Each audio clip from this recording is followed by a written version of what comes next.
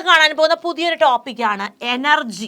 നിങ്ങൾക്ക് എല്ലാവർക്കും എനർജി എന്ന വാക്ക് നന്നായിട്ട് അറിയാം അല്ലേ? എന്താണ് എനർജി? നമ്മുടെ ജീവിതത്തിൽ നമുക്ക് പലതരത്തിലുള്ള വർക്കുകൾ ചെയ്യണം അല്ലേ? അങ്ങനെ ജോലി ചെയ്യാൻ ആവശ്യമായിട്ടുള്ള ഒരു കപ്പാസിറ്റി അല്ലെങ്കിൽ അതിനൊരു എബിലിറ്റി നമ്മുടെ ബോഡിക്ക് ലഭിക്കുന്നത് എപ്പോഴാണ്? നമ്മൾ എനർജറ്റിക് ആയിട്ടിരിക്കുമ്പോഴാണ്. ഇവിടെ നിങ്ങൾക്ക് കാണാം, നമ്മൾ എക്സസൈസ് ചെയ്യാറുണ്ട് അല്ലേ? ഫിറ്റ്നസ് മെയിൻറ്റെയിൻ ചെയ്യുന്നുണ്ട്, അല്ലെങ്കിൽ നമ്മൾ കൂട്ടുകാരൊക്കെ ആയിട്ട് കളിക്കാൻ പോകുന്നുണ്ട്, നമ്മൾ വ്യത്യസ്തങ്ങളായിട്ടുള്ള രീതിയിൽ നമ്മുടെ ആക്ടിവിറ്റീസ് ചെയ്യുന്നുണ്ട്. അതായത് എഴുത്ത്, വായന, വരയ്ക്കൽ അല്ലേ, ഓടിച്ച് നമ്മൾ കളിക്കാറൊക്കെ ഉണ്ട്. അപ്പോൾ ഈ എല്ലാ ആക്ടിവിറ്റീസ് ചെയ്യാൻ നമുക്ക് എന്ത് വേണം? We need some energy.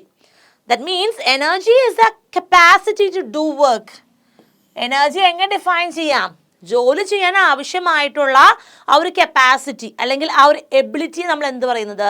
Energy എന്ന് പറയുന്നത്. മനസ്സിലായല്ലോ? ഓക്കെ, അങ്ങനെയാണ് എങ്കിൽ ആദ്യം നമുക്കൊന്ന് കൺസർവേറ്റീവ് ഫോഴ്സ് എന്താണെന്ന് നോക്കാം. കൺസർവേറ്റീവ് ഫോഴ്സ് നിങ്ങൾ കേട്ട് കാണും. കൺസർവേറ്റീവ് എന്ന് വെച്ചാൽ എന്താ ഉദ്ദേശിക്കുന്നത്? ഫോഴ്സ് കൺസർവേറ്റീവ് ആകണമെങ്കിൽ അവിടെ വർക്ക് ഡൺ, W എന്ന് പറയുന്നത്, it should be independent of the path. അതായത് അത് പാത്തിനെ ഡിപ്പെൻഡ് ചെയ്യുന്നില്ല. പിന്നെ എന്തിനെ മാത്രം ഡിപ്പെൻഡ് ചെയ്യുന്നുള്ളൂ? അതിൻ്റെ സ്റ്റാർട്ടിംഗ് പോയിന്റ്, അതായത് ഇനീഷ്യൽ പൊസിഷനെയും അതിൻ്റെ ഫൈനൽ പൊസിഷനെയും മാത്രമാണ് ഡിപ്പെൻഡ് ചെയ്യുന്നത്. അതുകൊണ്ടാണ് നമ്മൾ ആ ഇക്വേഷൻ കണ്ടപ്പോൾ അല്ലേ, വർക്ക് ഡൺ ഇക്വേഷൻ കണ്ടപ്പോൾ നമുക്ക് എന്താ കിട്ടിയേ? Integral xi to xf fx dx എന്ന് കിട്ടിയത്. അപ്പോൾ സ്റ്റാർട്ടിംഗ് പോയിന്റും ഫൈനൽ പൊസിഷനും മാത്രമേ നമുക്ക് ആവശ്യമുള്ളൂ. അതിൻ്റെ കംപ്ലീറ്റ് പാത്ത് നമുക്ക് വേണ്ട. So the force is said to be conservative if the work done by the force is independent of the path.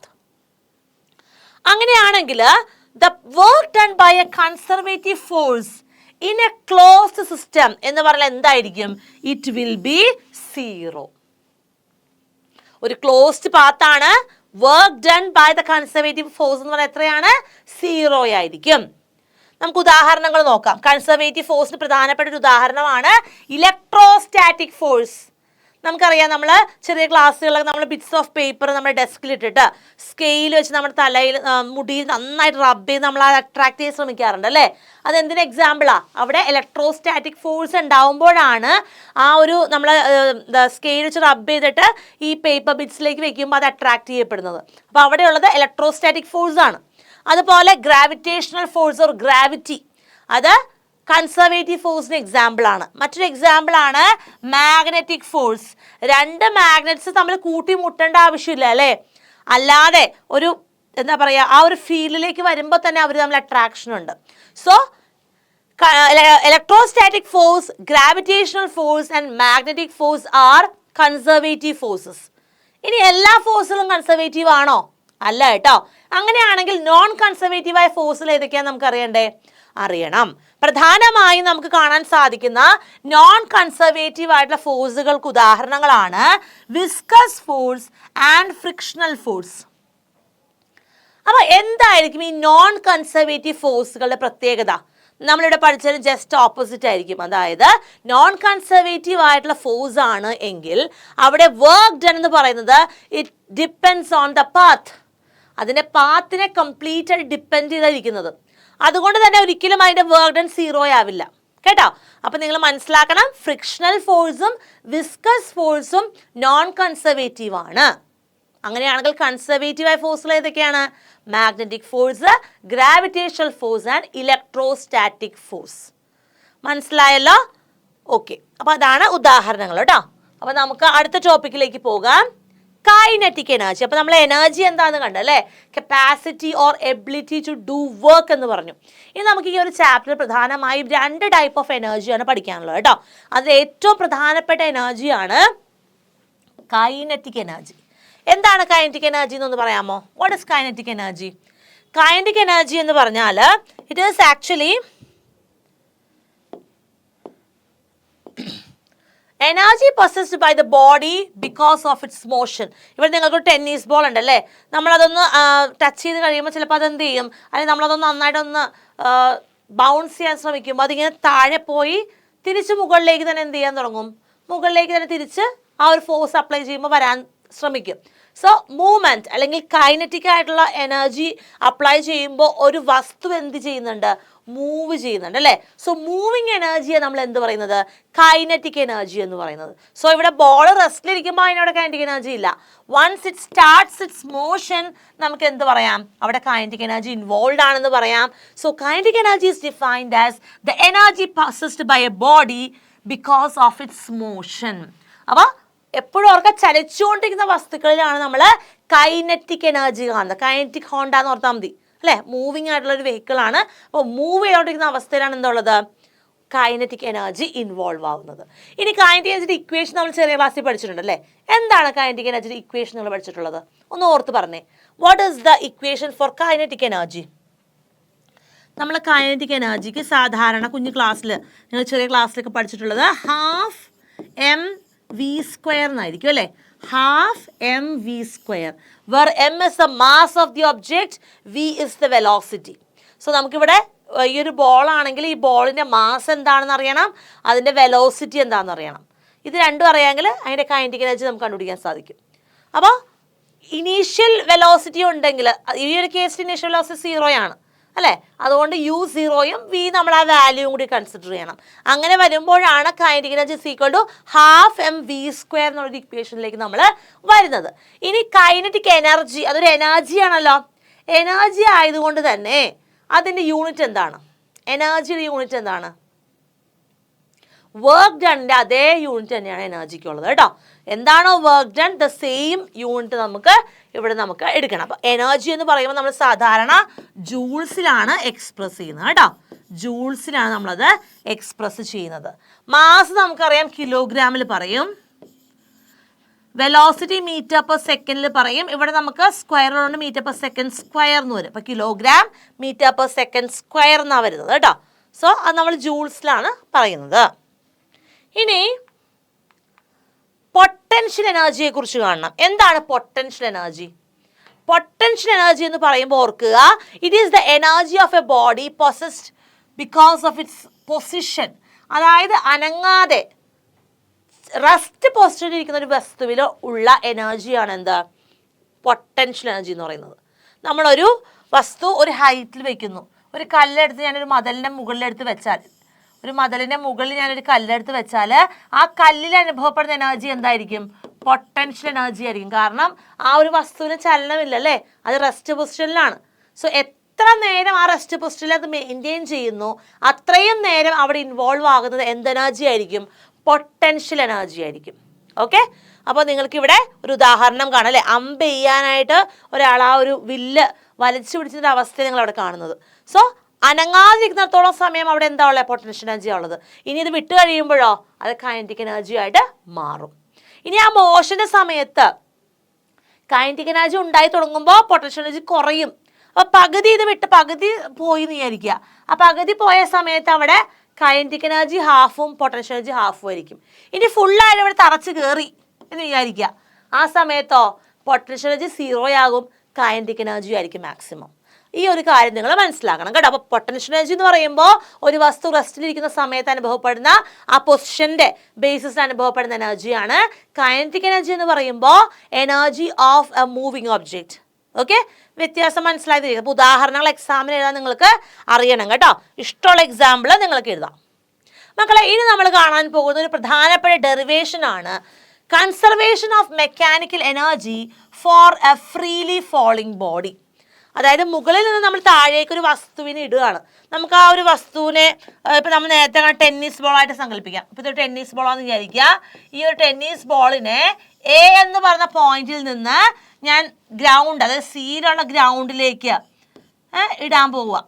അപ്പോൾ അതിന് മുന്നേ പകുതി വഴി എത്തുമ്പോൾ ഒരു പോയിന്റ് ഞാൻ കൺസിഡർ ചെയ്യുന്നുണ്ട്, അതാണ് ബി. സോ മുകളിൽ റെസ്റ്റ് പോസ്റ്റിലിരിക്കുന്നു. ഈ റെസ്റ്റ് പോസ്റ്റിൽ നിന്ന് ഞാൻ വിട്ട് കഴിയുമ്പോൾ എന്ത് വരും? ഫ്രീ ഫോൾ പകുതി എത്തിക്കഴിയുമ്പോൾ ബി എന്ന് പറഞ്ഞ പോയിന്റിലേക്ക് എത്തുന്നു. ഫുള്ളായിട്ട് താഴെ വന്നിടത്ത് വന്നത് വീഴുമ്പോൾ അതിൻ്റെ പൊസിഷൻ എന്തായി മാറി? സി ആയിട്ട് മാറി. അങ്ങനെയാണെങ്കിൽ നമുക്ക് അവിടെ അനുഭവപ്പെടുന്ന വർക്ക് ഡൺ ഒന്ന് പറയാമോ? എന്തായിരിക്കും വർക്ക് ഡൺ എന്ന് പറയുന്നത്? അതായത് നിങ്ങൾ എ എന്ന് പറയുന്ന പോയിന്റിൽ നിന്ന് സി എന്ന് പറയുന്ന പോയിന്റിലേക്കാണ് നമ്മളിവിടെ ഒരു മാറ്റം അല്ലെങ്കിൽ ആ ഒരു മൂവ്മെന്റ് ഉണ്ടാവുന്നത് അല്ലെ, ഫ്രീ ഫോൾ സംഭവിക്കുന്നത്. അപ്പോൾ ആ ഒരു ഫ്രീ ഫോൾ സംഭവിക്കുന്ന സമയത്ത് അവിടെ എന്ത് മാറ്റമാണ് ഉണ്ടാകുന്നതെന്ന് അറിയാമോ? എന്ത് മാറ്റം ഉണ്ടായത്? ഹൈറ്റിൽ വ്യത്യാസം ഉണ്ടാകുന്നുണ്ട് അല്ലേ? എങ്ങനെയാണ് ഹൈറ്റിൽ വ്യത്യാസം ഉണ്ടാവുന്നത്? അതായത് ടോട്ടൽ ഹൈറ്റ് എന്ന് പറയുന്നത് എന്തായിരിക്കും? എച്ച് ആയിരിക്കും. മുകളിൽ നിന്ന് താഴെയുള്ള പോയിന്റ് വരെയുള്ള ആ ഒരു ടോട്ടൽ ഡിസ്റ്റൻസ് നമ്മൾ എച്ച് എന്ന് മാർക്ക് ചെയ്യുന്നു മൊത്തം. അതായത് ബോൾ എവിടെ നിന്നാണോ വീഴുന്നത് ആ സ്റ്റാർട്ടിങ് പോയിന്റ് മുതൽ അതിൻ്റെ ഫൈനൽ പൊസിഷൻ, ഗ്രൗണ്ടിൽ വന്ന് വീഴുന്ന പൊസിഷൻ വരെയുള്ള മൊത്തം ഡിസ്പ്ലേസ്മെൻ്റ് ആണ് ഞാൻ ഹൈറ്റ് എന്ന് മാർക്ക് ചെയ്തിരിക്കുന്നത്.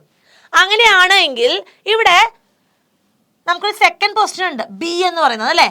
ബി എന്ന് പറഞ്ഞ സെക്കൻഡ് പൊസിഷൻ തൊട്ട് താഴെയുള്ള ആ ഒരു ഡിസ്പ്ലേസ്മെന്റ് ഇവിടെ എക്സ് എന്ന് മാർക്ക് ചെയ്തിട്ടുണ്ട്. എക്സ് എന്ന് മാർക്ക് ചെയ്തിട്ടുണ്ട്. മൊത്തത്തിലുള്ളത് എത്രയാണ്? എച്ച് ആണ്. അതായത് എയിൽ നിന്ന് സിയിലേക്കുള്ള ഡിസ്റ്റൻസ് ആണ് എച്ച്, ഹൈറ്റ് ആണ് എച്ച്. ഇനി ബിയിൽ നിന്ന് സിയിലേക്കുള്ള ഡിസ്പ്ലേസ്മെന്റ് ആണ് എന്ത്? എക്സ്. അങ്ങനെയാണെങ്കിൽ എയിൽ നിന്ന് ബിയിലേക്കുള്ള ഡിസ്പ്ലേസ്മെന്റ് എത്രയായിരിക്കും? എയിൽ നിന്ന് സിയിലേക്ക് എത്തിക്കഴിഞ്ഞപ്പോൾ അവിടെയുള്ള ഡിസ്പ്ലേസ്മെന്റിനെയാണ് ഞാൻ എച്ച് എന്ന് പറഞ്ഞത് അല്ലേ? നിങ്ങൾക്ക് മനസ്സിലാകാൻ വേണ്ടിയാണ് അവിടെ എഴുതുന്നത്. എക്സാമിൽ എഴുതി കാണിക്കേണ്ട ആവശ്യമില്ല കേട്ടോ. അതാണ് എച്ച്. ഇനി ബിയിൽ നിന്ന് സിയിലേക്കാണ് ബോൾ മൂവ് ചെയ്തതെങ്കിൽ അതിൻ്റെ എന്തുമാത്രം പൊസിഷനിൽ മാറ്റം ഉണ്ടായി? അതാണ് എക്സ് എന്ന് പറയുന്നത്. അങ്ങനെയാണെങ്കിൽ എയിൽ നിന്ന് ബിയിലേക്ക് വന്നപ്പോൾ എന്തോരം വ്യത്യാസം ഉണ്ടായേ? എച്ച് മൈനസ് എക്സ് അല്ലേ? എന്തെടുത്താൽ മതി? H minus X. അതാണ് ഡിസ്പ്ലേസ്മെന്റ്. ഈ കാര്യം അറിഞ്ഞാൽ മാത്രമേ നമുക്ക് ഓരോ പോയിന്റിലെയും എനർജി, ടോട്ടൽ എനർജി കണ്ടുപിടിക്കാനായിട്ട് പറ്റുള്ളൂ. അപ്പം നമുക്കത് കണ്ടുപിടിച്ചാലോ? കണ്ടുപിടിക്കാം. നമ്മൾ ആദ്യം കാണാൻ പോകുന്നത് പൊസിഷൻ എ, അതായത് സ്റ്റാർട്ടിങ് പോയിന്റിൽ ബോള് മൂവ് ചെയ്ത് തുടങ്ങിയിട്ടില്ല, റെസ്റ്റ് പൊസിഷനിലാണ് അല്ലേ? ആ ഒരു സമയത്ത് എന്താണ് അവിടെയുള്ള എനർജീസ് എന്ന് നമുക്കൊന്ന് നോക്കാം. അപ്പോൾ അറ്റ് പോയിന്റ് എ ആണ് കേട്ടോ, ഓർത്തിരിക്കണം. പോയിന്റ് എ എന്ന് പറയുമ്പോൾ നമുക്കറിയാം അനങ്ങുന്നില്ലല്ലേ? അപ്പോൾ അതുകൊണ്ട് തന്നെ അവിടെ പൊട്ടൻഷ്യൽ എനർജി ഉണ്ടോ? ഉണ്ട്. അതെന്തായിരിക്കും?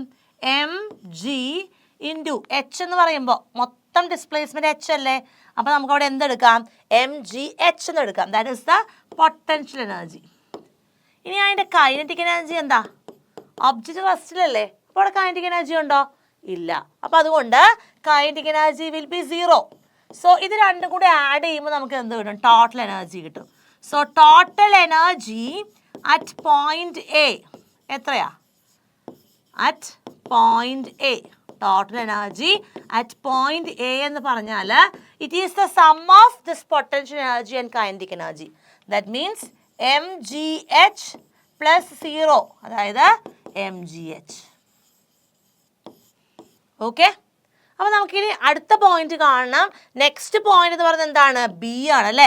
അതായത് ബോള് മൂവ് ചെയ്ത് തുടങ്ങി ഇപ്പോൾ ബി എന്ന് പറഞ്ഞ പോയിന്റിൽ എത്തിയിരിക്കുന്നു. അപ്പോൾ അത് സഞ്ചരിച്ച ഡിസ്പ്ലേസ്മെന്റ് അല്ലെങ്കിൽ അത് കവർ ചെയ്ത അതിന് എന്തുമാറ്റം? സ്ഥാനമാറ്റം ഉണ്ടായി.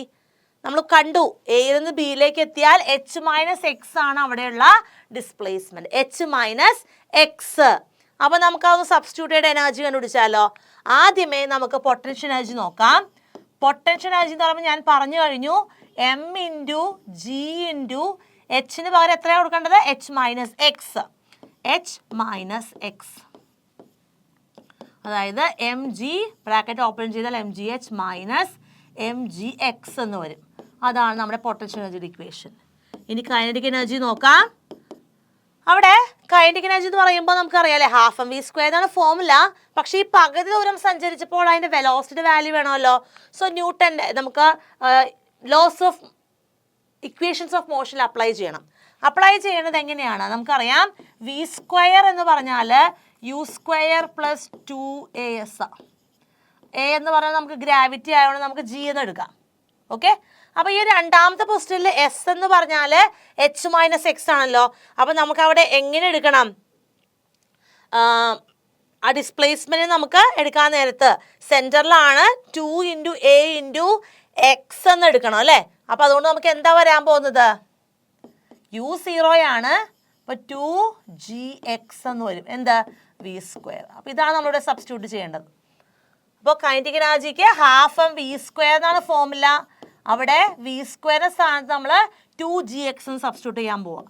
Half into M into 2g X. 2 ക്യാൻസലായി പോയി, ബാക്കി എന്ത് കിട്ടി? എം ജി എക്സ് എന്ന് കിട്ടി അല്ലേ. ഇനി നമുക്ക് ടോട്ടൽ എനർജി കണ്ടുപിടിക്കണ്ടേ പോയിന്റ് ബിയിൽ. What will be the total energy here? Kinetic energy potential എനർജിയുടെ ആഡ് ചെയ്യണം അല്ലേ. അപ്പോൾ ഇവിടെ നമുക്ക് ഓൾറെഡി പൊട്ടൻഷ്യൽ എനർജി എന്ന് പറഞ്ഞാൽ M G H minus M G X ആണ്. പ്ലസ് കൈനറ്റിക് എനർജി എന്ന് പറയുമ്പോൾ എന്താ? M G X. ഇവിടെ നോക്കിക്കേ, നെഗറ്റീവ് എം ജി എക്സ് ഉണ്ട്, പോസിറ്റീവ് എം ജി എക്സ് ഉണ്ട്. എന്ത് ചെയ്യും? ഡിഫറൻസ് സൈനാണ്, സെയിം വാല്യൂ ആയതുകൊണ്ട് കട്ട് ചെയ്ത് പോയി. So total energy will B M G H. Total energy എന്ത് കിട്ടി? എം ജി എച്ച് എന്ന് കിട്ടി പോയിന്റ് ബിയിൽ. അപ്പോൾ പോയിന്റ് എയിലും പോയിന്റ് ബിയിലും ടോട്ടൽ എനർജി എന്താ കിട്ടിയത്? എം ജി എച്ച് എന്നാ കിട്ടിയത്. ഇനി നമുക്കൊരു പോയിന്റ് കൂടി ഉണ്ട്. Now the ball is at point C. ഗ്രൗണ്ടിലെത്തി, അതിൻ്റെ മോഷൻ കംപ്ലീറ്റ് ചെയ്ത് അത് ഫൈനൽ പൊസിഷനിലെത്തി. ആ സമയത്തുള്ള എനർജീസ് നമുക്കൊന്ന് നോക്കാം. അപ്പോൾ ആദ്യം നമ്മൾ കാണാൻ പോകുന്നത് പൊട്ടൻഷ്യൽ എനർജിയാണ് കേട്ടോ. പൊട്ടൻഷ്യൽ എനർജി എന്ന് പറയുന്നത് എന്തായിരിക്കും? പൊട്ടൻഷ്യൽ എനർജി എന്ന് പറയുന്നത് ഇറ്റ് വിൽ ബി 0. കാരണം എന്താ? അത് ഫുള്ളായിട്ട് മൂവ് ചെയ്ത് വന്നേക്കുമല്ലേ. അപ്പോൾ അവിടെ പൊട്ടൻഷ്യൽ എനർജി ഇല്ല, മൂവിങ് ആയിരുന്നു. So potential energy 0. What about kinetic energy? Half M V square ഫോർമുലയിലേക്ക് അപ്ലൈ ചെയ്യുമ്പോൾ നിങ്ങൾക്കൊരു കാര്യം അറിയണം അല്ലേ. നമ്മൾ ഇവിടെ സിയിലേക്ക് ഇപ്പം എത്തി.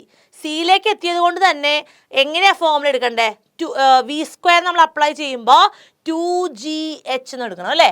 2GH. കാരണം ഇത്രയും ടോട്ടൽ എച്ച് ആണ് അത് കവർ ചെയ്ത ഡിസ്പ്ലേസ്മെന്റ് എന്ന് പറയുന്നത്. സോ നമ്മൾ ഇവിടെ അപ്ലൈ ചെയ്തതുപോലെ തന്നെ അപ്ലൈ ചെയ്യണം. അതായത് v square is equal to u 0 ആയതുകൊണ്ട് അത് എടുക്കേണ്ട ആവശ്യമില്ല. നമ്മൾ ആദ്യം എഴുതുമ്പോൾ എന്താ എഴുതുക? V square is equal to u square plus 2GS.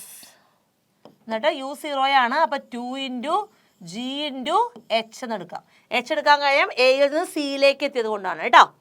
അങ്ങനെയാണെങ്കിൽ കൈനറ്റിക് എനർജിയുടെ വാല്യൂ നമുക്കിനി എഴുതേണ്ടത് അല്ലേ. കൈനറ്റിക് എനർജി എന്താണ്? ഹാഫ് എം വി സ്ക്വയർ ആണ്.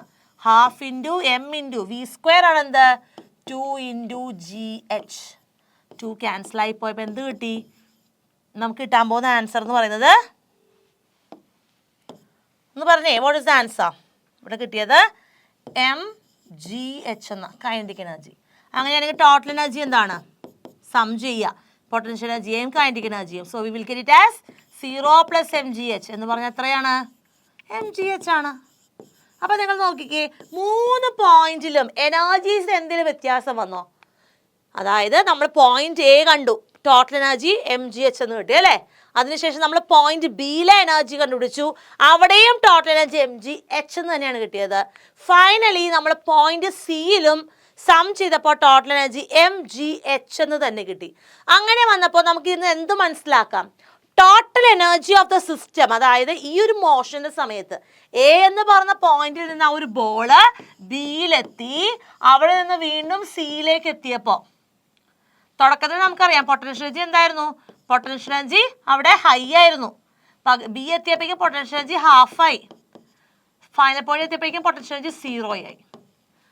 അവിടെ തന്നെ കൈനറ്റിക് എനർജി ഒന്ന് ആലോചിച്ച് നോക്കിയേ. തുടക്കത്തിൽ കൈനറ്റിക് എനർജി ഉണ്ടോ? ഇല്ല, 0 ആയിരുന്നു അല്ലേ. പകുതി എത്തിയപ്പോൾ കൈനറ്റിക് എനർജി ഹാഫായി. ലാസ്റ്റ് വന്നപ്പോഴേക്കും പൊട്ടൻഷ്യൽ എനർജി ഇല്ല, പകരം കൈനറ്റിക് എനർജി ആയിരുന്നു മാക്സിമം. അപ്പോൾ എപ്പോഴും ഓർക്കേണ്ടത്, ഒരു വസ്തു അനങ്ങാതിരിക്കുമ്പോൾ അതിന് കൈനറ്റിക് എനർജി ഇല്ല, പകരം ഫുള്ളും പൊട്ടൻഷ്യൽ എനർജിയാണ്. അത് മൂവ് ചെയ്ത് തുടങ്ങുമ്പോൾ എന്തുമാത്രം കൈനറ്റിക് എനർജിയാണോ ഗെയിൻ ചെയ്യുന്നത്, അത്രത്തോളം പൊട്ടൻഷ്യൽ എനർജിക്ക് അവിടെ കുറവ് സംഭവിക്കുന്നു. അതുകൊണ്ടാണ് അതിൻ്റെ മോഷൻ കംപ്ലീറ്റ് ചെയ്യുന്ന സമയത്ത് ആ സിസ്റ്റത്തിന് പൊട്ടൻഷ്യൽ എനർജി 0യും കൈനറ്റിക് എനർജി മാക്സിമമായിട്ട് മാറുന്നത്. അപ്പോൾ നമ്മളിവിടെ കണ്ട ടോട്ടൽ എനർജി എന്ന് പറഞ്ഞാൽ എത്രയാണ് കിട്ടിയത്? ടോട്ടൽ എനർജി എന്ന് പറഞ്ഞാൽ എത്രയാണ് കിട്ടിയത്? It is equal to MGH എന്ന് നമുക്ക് കിട്ടി. അപ്പോൾ അത് നിങ്ങൾ മനസ്സിലാക്കണം കേട്ടോ. നമ്മൾ കണ്ടത് എന്താണ്? The conservation of mechanical energy for a freely falling body. അപ്പോൾ ടോട്ടൽ എനർജി നമുക്ക് എന്ത് കിട്ടി? MGH എന്ന് കിട്ടി കേട്ടോ. Total energy of a freely falling body. മക്കളെ, ഇനി നമുക്ക് variation of kinetic energy and potential energy with height of the body. ഇതിൻ്റെ ഗ്രാഫ് വരച്ചാൽ എങ്ങനെയായിരിക്കും വരാൻ പോകുന്നതെന്നാണ് നോക്കേണ്ടത്. അപ്പോൾ ആദ്യം നിങ്ങൾ ചെയ്യേണ്ടത് ഇങ്ങനെയാണ്. Y ആക്സിസിൽ നിങ്ങൾ എന്ത് വരയ്ക്കുക? എനർജി മാർക്ക് ചെയ്യുക. അതുപോലെ എക്സ് ആക്സിസിൽ നിങ്ങൾ മാർക്ക് ചെയ്യേണ്ടത് എന്താണ്? എക്സ് ആക്സിസിൽ ഹൈറ്റ് മാർക്ക് ചെയ്യുക. അതാണ് എക്സ് ആക്സിസിൽ മാർക്ക് ചെയ്യേണ്ടത് കേട്ടോ. ഇത് രണ്ടും മാർക്ക് ചെയ്ത് കഴിഞ്ഞാൽ ഓർക്കണം, പൊട്ടൻഷ്യൽ എനർജി സ്റ്റാർട്ടിങ്ങിൽ നിന്ന് കുറവാണ്, അത് വീണ്ടും കൂടിയല്ലേ വരിക. സോ എങ്ങനെയാണ് വരാൻ പോകുന്നത്? പൊട്ടൻഷ്യൽ എനർജി എന്ന് പറയുന്നതിൻ്റെ ഗ്രാഫ് എങ്ങനെയായിരിക്കും? അത് മുകളിലേക്കായിരിക്കും അല്ലേ? This shows the potential energy. അങ്ങനെയാണെങ്കിൽ കൈനറ്റിക് എനർജി എങ്ങനെയായിരിക്കും വരാൻ പോകുന്നത്? കൈനറ്റിക് എനർജി എന്ന് പറഞ്ഞാൽ ഇങ്ങനെയായിരിക്കും വരാൻ പോകുന്നത് അല്ലേ? ഓപ്പോസിറ്റ് ഡയറക്ഷനിലേക്കാണ് നിങ്ങൾക്ക് ഇവിടെ കാണാൻ സാധിക്കുന്നത്. So this is the graph showing the variation of kinetic energy and potential energy with the height of the body. ഇത് വരയ്ക്കാൻ എക്സാമിന് മിക്കവാറും ചോദിക്കാറുണ്ട്. നിങ്ങൾ വരച്ച് തന്നെ പഠിക്കുക കേട്ടോ. Very important question. ഓക്കെ, നമുക്ക് അടുത്ത ടോപ്പിക്കിലേക്ക് പോകാം. ഒരു പ്രോബ്ലം കാണാം. പ്രോബ്ലംസ് ഇമ്പോർട്ടൻ്റ് ആണ് കേട്ടോ. അപ്പോൾ ഒരു പ്രോബ്ലം ചെയ്തിട്ട് നമുക്ക് ഇനി അടുത്ത കൺസെപ്റ്റിലേക്ക് പോകാം. A body of mass 5 kilo. അപ്പോൾ തന്നെ നമുക്കൊരു പോയിന്റ് കിട്ടി. അവിടെ മാസ് എന്താണെന്ന് മനസ്സിലായി. ഇനീഷ്യലി അറ്റ് റെസ്റ്റ് എന്ന് പറയുമ്പോൾ എന്താ ഉദ്ദേശിക്കുന്നത്? അവിടെ സ്റ്റാർട്ടിക് വെലോസിറ്റി 0 ആണെന്ന് മനസ്സിലായി. It is subjected to a horizontal force of 20 newton. Force apply ചെയ്യുന്നത് 20 ന്യൂട്ടൺ ആണ്. What is the kinetic energy? അപ്പോൾ കൈനറ്റിക് എനർജി കണ്ടുപിടിക്കണം. എപ്പോഴാണ്? At the end of 10 second. 10 second സമയത്തുള്ള കൈനറ്റിക് എനർജി കണ്ടുപിടിക്കണം. കൈനറ്റിക് എനർജി ½ mv² എന്ന് നമുക്കറിയാം അല്ലേ? പക്ഷേ ഇവിടെ വെലോസിറ്റി തന്നിട്ടില്ല. പകരം എന്താ കൊടുത്തിട്ടുള്ളത്? നമുക്കിവിടെ എന്തറിയാം? ആക്സിലറേഷൻ കണ്ടുപിടിക്കാൻ പറ്റും ന്യൂട്ടൻ്റെ സെക്കൻഡ് ലോ വെച്ചിട്ട്. നമുക്കറിയാം F = ma. ന്യൂട്ടൻ്റെ സെക്കൻഡ് ലോയാ. ഇതിൽ നിന്നും ആക്സിലറേഷൻ കണ്ടുപിടിക്കാനുള്ള ഫോർമുല F/m എന്ന് കിട്ടും. ഇവിടെ നമുക്ക് ഫോഴ്സും ഉണ്ട് മാസും ഉണ്ട് അല്ലേ? സബ്സ്റ്റിറ്റ്യൂട്ട് ചെയ്യാലോ. ഫോഴ്സ് എത്രയാ? 20 ന്യൂട്ടൺ ആണ്. മാസ് എന്ന് പറയുന്നത് 5 കിലോയാണ്. So you will get the acceleration as 4 m/s². Acceleration കിട്ടിക്കഴിഞ്ഞാൽ ഇനി ബാക്കി ചെയ്യാൻ സിമ്പിൾ അല്ലേ? ഇനി നമ്മൾ ബാക്കി എങ്ങനെയാണ് ചെയ്യേണ്ടത്? കൈനറ്റിക് എനർജി ആണ് പിടിക്കേണ്ടത് അല്ലേ? സോ കൈനറ്റിക് എനർജിയുടെ ഫോർമുലയിലേക്ക് സബ്സ്റ്റിറ്റ്യൂട്ട് ചെയ്യുക. ½ mv² എന്നാ. പക്ഷെ വെലോസിറ്റി എപ്പോഴും അറിയില്ല. ആക്സിലറേഷൻ കിട്ടിയാൽ ഇനി വെലോസിറ്റി കണ്ടുപിടിച്ചൂടെ? എങ്ങനെയാണ് പിടിക്കുക വെലോസിറ്റി? വെലോസിറ്റി പിടിക്കാൻ മറ്റൊരു ഫോർമുല ഉണ്ട് അല്ലേ? എന്താണ് ഫോർമുല? നമുക്കറിയാം acceleration is equal to velocity by time എന്നാ. അങ്ങനെ പറഞ്ഞാൽ എന്താണ് velocity? Velocity is equal to acceleration by time. So ഇവിടെ നമുക്ക് ആക്സിലറേഷൻ 4 ആണെന്നറിയാം. ബൈ ടൈം എന്ന് പറഞ്ഞാൽ 10 ആണ്. ഓക്കെ, സോ ഇവിടെ നമുക്ക് ജസ്റ്റ് ഒന്ന് സബ്സ്റ്റിറ്റ്യൂട്ട് ചെയ്യാം.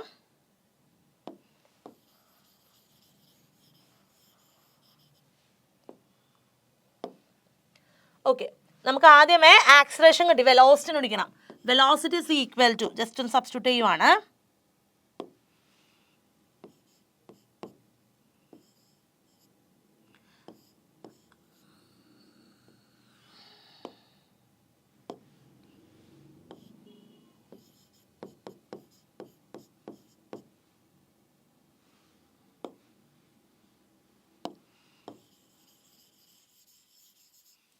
ജസ്റ്റ് നമുക്ക് എന്താണ് ഇക്വേഷൻ അറിയാവുന്നത്? Acceleration is equal to change in velocity by time. That is velocity by time. നമുക്ക് വെലോസിറ്റിയാണ് കണ്ടുപിടിക്കേണ്ടത്. അതുകൊണ്ട് തന്നെ നമുക്ക് ക്രോസ് മൾട്ടിപ്ലൈ ചെയ്യുമ്പോൾ എന്താ കിട്ടുന്നത്? ആക്സിലറേഷൻ ഇൻറ്റു ടൈം എന്നാ. ഇവിടെ ആക്സിലറേഷൻ 4 m/s കൊടുത്തിട്ടുണ്ട്. m/s². സോ 4 ഇൻറ്റു ടൈം ഇവിടെ ക്വസ്റ്റിൽ പറയുന്നത് 10 സെക്കൻഡ് ഇൻറ്റു 10. സോ 40 m/s എന്നുള്ളതാണ് ഇവിടെ നമുക്കുള്ള വെലോസിറ്റി. അപ്പോൾ വെലോസിറ്റിയും കിട്ടിയല്ലോ. വെലോസിറ്റിയും മനസ്സിലായി. ആക്സിലറേഷൻ ഉണ്ട്. ആക്സിലറേഷൻ ആവശ്യം നമുക്ക് ഇനിയില്ല. അപ്പോൾ കൈനറ്റിക് എനർജിയാണ് കണ്ടുപിടിക്കണ്ടേ? കൈനറ്റിക് എനർജിയുടെ ഫോർമുല എന്താണ്? ½ mv² എന്നാ. സബ്സ്റ്റിറ്റ്യൂട്ട് ചെയ്തേ. ½ ഇൻറ്റു മാസ് നമ്മുടെ ക്വസ്റ്റിൽ പറഞ്ഞിട്ടുണ്ട് 5 ആണ്. വെലോസിറ്റി എന്ന് പറഞ്ഞാൽ 40 ആണ്. വെലോസിറ്റി സ്ക്വയർ അപ്പം എന്തായിരിക്കും? 40². That means 40 into 40. കട്ട് ചെയ്യുക. You will get the answer as 4000 joule. Okay, അല്ലെങ്കിൽ 4 കിലോ ജൂൾ എന്ന് നമുക്ക് എഴുതാം. Kinetic energy is 4 kilo joule. Kilo joule എന്ന് നമ്മൾ ശ്രദ്ധിക്കണം. K should be small letter കേട്ടോ. 4 കിലോ ജൂൾ എന്നുള്ളതാണ് നമുക്ക് ഇവിടെ കിട്ടുന്ന ആൻസർ. അപ്പോൾ ഓർക്കണം, ഒറ്റയടിക്ക് നമുക്ക് ആൻസർ വന്നില്ല അല്ലേ? വെലോസിറ്റി തന്നിട്ടില്ല. അതിന് വേണ്ടി നമ്മൾ എന്ത് ചെയ്യണം? ആദ്യം ആക്സിലറേഷൻ കണ്ടുപിടിക്കുക ന്യൂട്ടൻ്റെ സെക്കൻഡ് ലോ വെച്ച്. അതിനുശേഷം ആക്സിലറേഷൻ്റെ വാല്യൂ ഉപയോഗിച്ചുകൊണ്ട് നമ്മൾ വെലോസിറ്റി കണ്ടുപിടിക്കും. നമുക്കറിയാം acceleration is change in velocity by time. അതിനുശേഷമാണ് നമ്മൾ കൈനറ്റിക് എനർജിയുടെ ഇക്വേഷനിലേക്ക് സബ്സ്റ്റിറ്റ്യൂട്ട് ചെയ്യേണ്ടത് കേട്ടോ. സിമ്പിൾ അല്ലേ? ചെയ്ത് നോക്കണം കേട്ടോ. Practice will help you to score marks for your problem section. Okay, നമുക്ക് മറ്റൊരു ടോപ്പിക്ക് കാണാം. Mechanical energy. മെക്കാനിക്കൽ എനർജിയെ കുറിച്ച് നമ്മൾ തൊട്ട് മുമ്പ് കണ്ടു അല്ലേ? പക്ഷെ എന്താണ് മെക്കാനിക്കൽ എനർജി എന്നതിനെ കുറിച്ച് നിങ്ങൾക്ക് ഡൗട്ട് ഇല്ലേ? നമുക്കതൊന്ന് തീർക്കാം. മെക്കാനിക്കൽ എനർജി എന്ന് പറഞ്ഞാൽ ഒന്നില്ലെങ്കിൽ ഒരു വസ്തു മൂവ് ചെയ്യുമ്പോൾ അല്ലെങ്കിൽ അത് റെസ്റ്റിലിരിക്കുമ്പോൾ അവിടെ അനുഭവപ്പെടുന്ന എന്താണ് ആ ഒരു ബോഡിയുടെ എനർജിയാണ്. So kinetic energy and potential energy രണ്ടും ഈ ഒരു മെക്കാനിക്കൽ എനർജിയുടെ ഭാഗമായി വരുന്നവരാണ്. Okay, so mechanical energy is the energy possessed by a body due to its motion or position. Motion കൊണ്ടോ അല്ലെങ്കിൽ അതിൻ്റെ സ്ഥാനം റെസ്റ്റിലിരിക്കുമ്പോൾ അതിൻ്റെ പൊസിഷൻ കൊണ്ടെന്ന് സംഭവിക്കാം അവിടെ മെക്കാനിക്കൽ എനർജി ഉണ്ടാകാൻ സാധ്യതയുണ്ട്. സോ നമുക്ക് ഇങ്ങനെ പറയാം, it is the sum of potential and kinetic energy. ഒരു വസ്തുവിൻ്റെ കൈനറ്റിക് എനർജിയും പൊട്ടൻഷ്യലും കൂടി സം ചെയ്യുമ്പോൾ കിട്ടുന്നതായിരിക്കും അതിൻ്റെ മെക്കാനിക്കൽ എനർജി എന്ന് പറയുന്നത്. ഇനി നമുക്ക് law of conservation of mechanical energy നോക്കിയാലോ. അതായത് മെക്കാനിക്കൽ എനർജി എന്ന് പറയുന്നത് ഒരു സിസ്റ്റത്തിൻ്റെ മെക്കാനിക്കൽ എനർജി എന്ന് പറയുന്നത് കൂടുകയോ കുറയുകയോ ഇല്ല, തുല്യമായിരിക്കും അല്ലേ. So the conservation of mechanical energy എന്ന് പറഞ്ഞാൽ എന്താണ്? A system will never increase or decrease it's mechanical energy. Total energy ഒരിക്കലും മാറില്ല, ആ സിസ്റ്റത്തിൻ്റെ എനർജി സെയിം ആയിരിക്കും. പൊട്ടൻഷ്യൽ എനർജി അപ്പോൾ കൂടുതലാണെങ്കിൽ ഓട്ടോമാറ്റിക്കായിട്ട് കൈനറ്റിക് എനർജി കുറവായിരിക്കും. ഇനി അത് തിരിഞ്ഞും സംഭവിക്കാം. Okay, that is about mechanical energy and its conservative law. Clear അല്ലേ മക്കളെ? ഓക്കെ, ഇനി നമ്മൾ കാണാൻ പോകുന്നത് work energy theorem.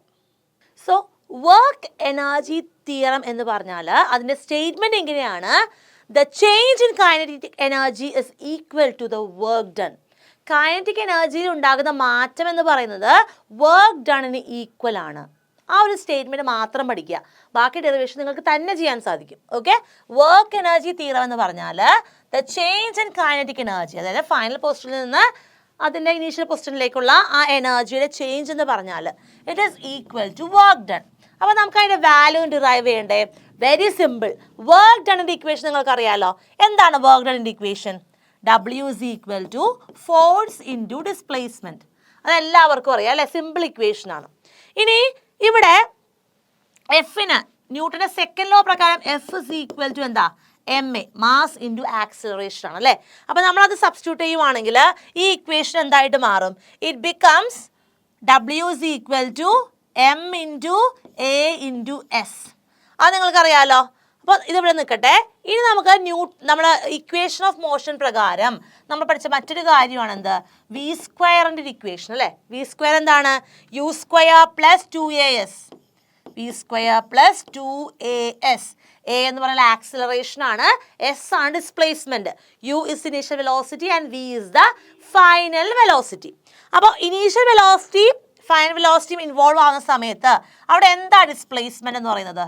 V square minus u square by 2a അല്ലേ. അപ്പോൾ നമുക്കിവിടെ ഈ എസിൻ്റെ ഇക്വേഷൻ എന്ത് ചെയ്യാം? ഇവിടെ നമുക്ക് ഈ ഒരു സെക്കൻഡ് ഡബ്ല്യൂയുടെ ഇക്വേഷനിലേക്ക് സബ്സ്റ്റിറ്റ്യൂട്ട് ചെയ്യാം. So substitute equation 1 in equation 2. അപ്പോൾ ഡബ്ല്യു എന്തായിട്ട് മാറും? M into a into s എന്ന് പറയുന്നത് എന്തായിട്ട് മാറി? V square minus u square by 2a. A and a get cancelled അല്ലേ. അപ്പോൾ നമുക്കിവിടെ എന്ത് കിട്ടും? ഡബ്ല്യു എന്ന് പറഞ്ഞാൽ half of m into v square minus u square എന്ന് കിട്ടി. സോ ഇനി അത് ബ്രാക്കറ്റ് ഓപ്പൺ ചെയ്യുവാണെങ്കിൽ എന്ത് വരും? W will be equal to half M V square minus half m u square. ഇവിടെ ഹാഫ് എം വി സ്ക്വയർ എന്ന് പറഞ്ഞാൽ ഫൈനൽ കൈനറ്റിക് എനർജിയും ഹാഫ് എം യു സ്ക്വയർ എന്ന് പറയുന്നത് ഇനീഷ്യൽ കൈനറ്റിക് എനർജിയും അല്ലേ. അതിനർത്ഥം എന്താണ്?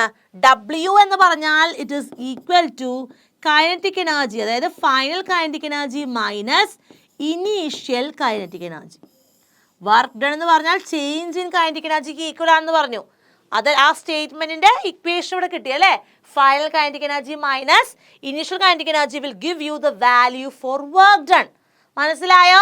ഇതാണ് വർക്ക് എനർജി തിയറം എന്ന് പറയുന്നത്. സിമ്പിൾ ആണല്ലോ. സോ എന്ത് മനസ്സിലായി?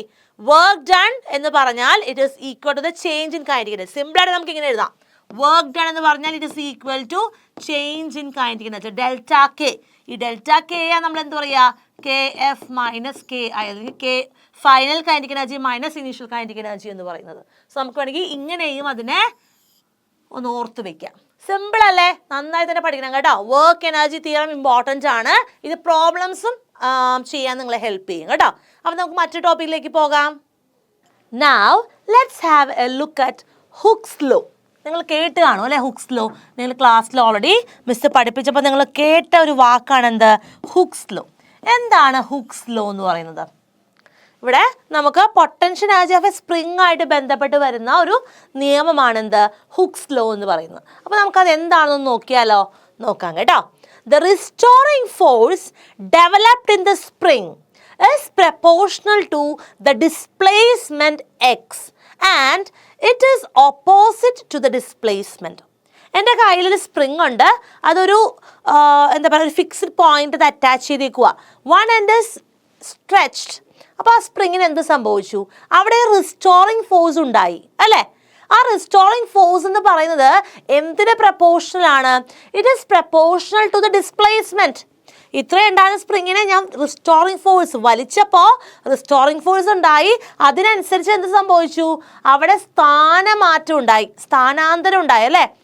അപ്പോൾ നമുക്ക് എന്ത് പറയാം? F is proportional to -x. അതെന്തുകൊണ്ടാണ് -x വരാൻ കാര്യം? ഞാൻ ഫോഴ്സ് അപ്ലൈ ചെയ്യുന്നത് ഡിസ്പ്ലേസ്മെന്റിന് ഓപ്പോസിറ്റ് ആയിട്ടാണെന്നാണ് പറയുന്നത് അല്ലേ? So f is directly proportional to -x.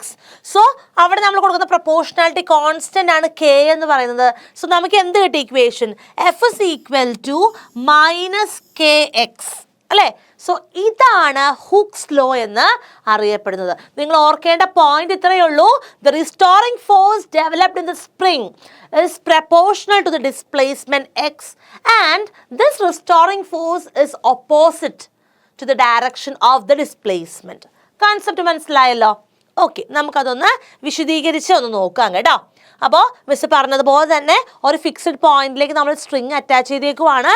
അതിൻ്റെ അറ്റത്ത് നമുക്കൊരു സ്ട്രോങ് സപ്പോർട്ട്, ഒരു മാസ്ലെസ് സ്പ്രിങ് ആണ്, റിജിഡ് സപ്പോർട്ട് കൊടുത്തിട്ടുണ്ട്. And the body moves on A frictionless surface. അതാണ് നിങ്ങൾ ഓർത്തിരിക്കേണ്ട ഒരു കാര്യം.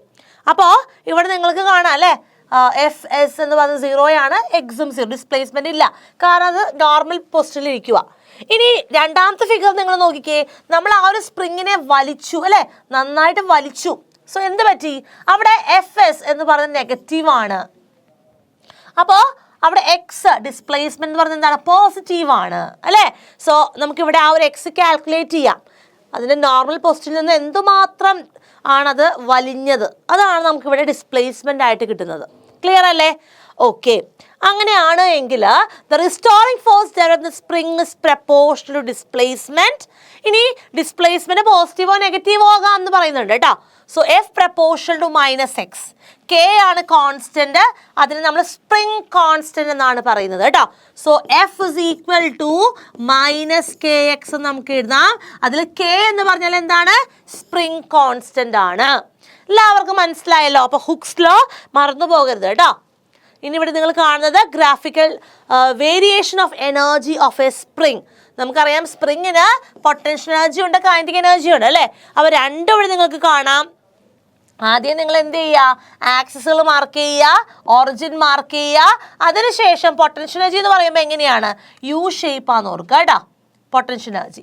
കൈനറ്റിക് എനർജി എന്ന് പറയുമ്പോഴോ ഒരു റാ ഷേപ്ഡ് ആണ് അല്ലേ? ഇനി നമ്മൾ എന്ത് ചെയ്യണം? നിങ്ങൾക്ക് ടോട്ടൽ എനർജി കണ്ടുപിടിക്കാൻ പറയുമ്പോൾ നിങ്ങൾക്ക് അതിൽ നിന്നും വ്യക്തമായിട്ട് എന്ത് ചെയ്യാൻ സാധിക്കും? അത് മനസ്സിലാക്കാനായിട്ട് സാധിക്കും. ടോട്ടൽ എനർജി നിങ്ങൾക്ക് ഇവിടെ കാണാം. അപ്പോൾ ഇതാണ് graphical variation of energy of A spring. എക്സാമിന് റിപ്പീറ്റഡ് ആയിട്ട് പല വർഷങ്ങളിലും ചോദിച്ചിട്ടുള്ളൊരു ചോദ്യമാണ്.